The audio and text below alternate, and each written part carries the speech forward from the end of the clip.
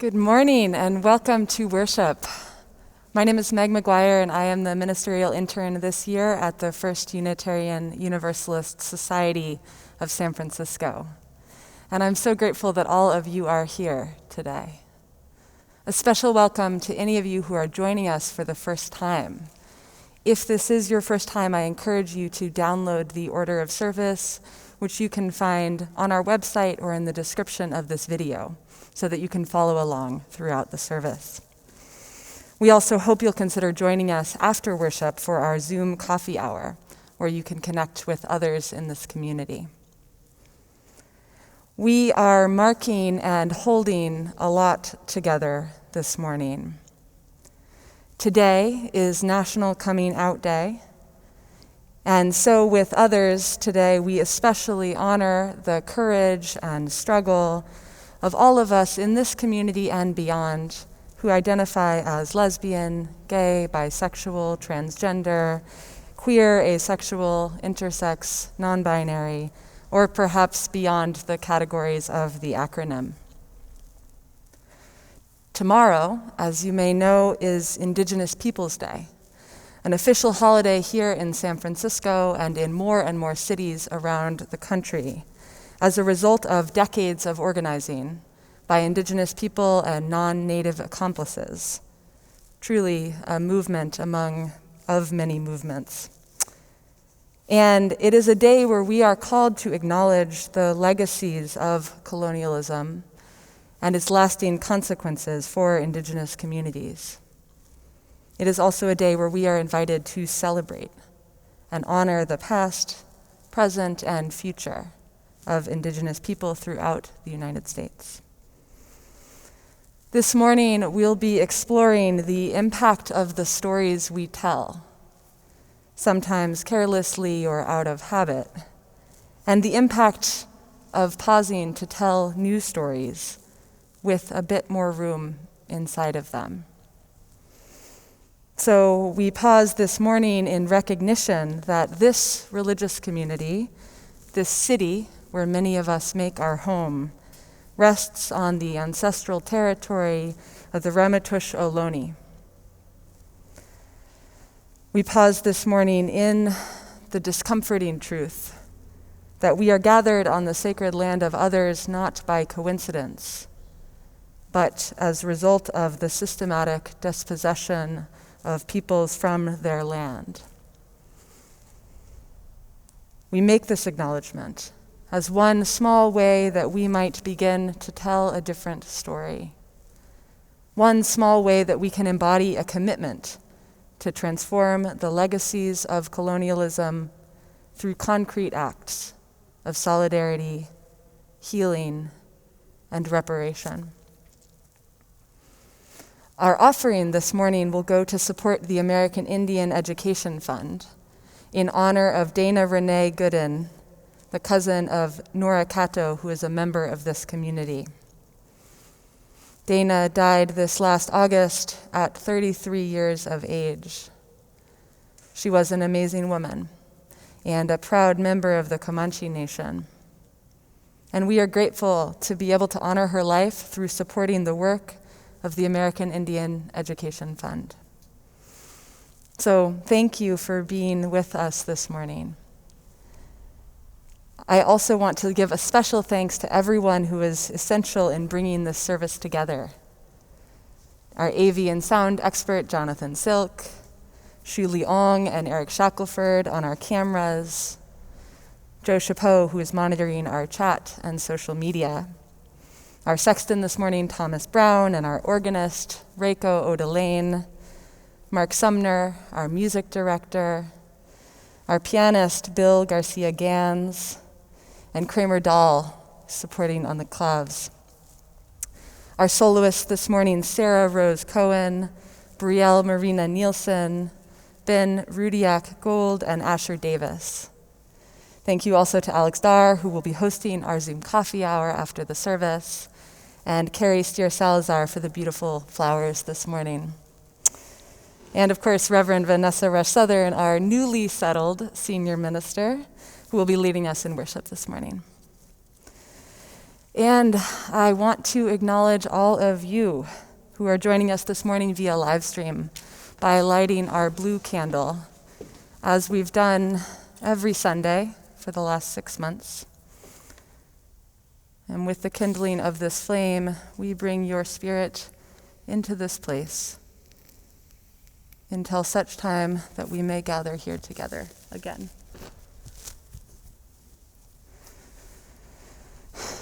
Now, please join me in our opening hymn this morning, number 268, Wake Now My Senses. You can find the words in your order of service.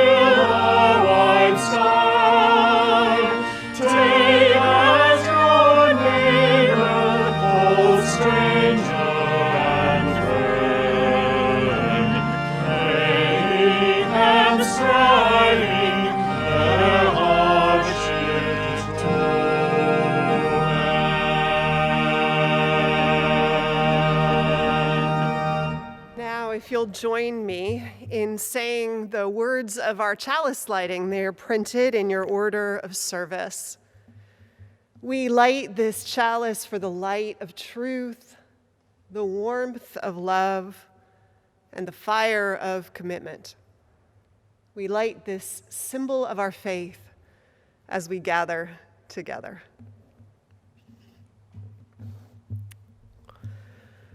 Hello, I am Vanessa Southern, the newly settled senior minister of this congregation, which I have to say felt a little different this week.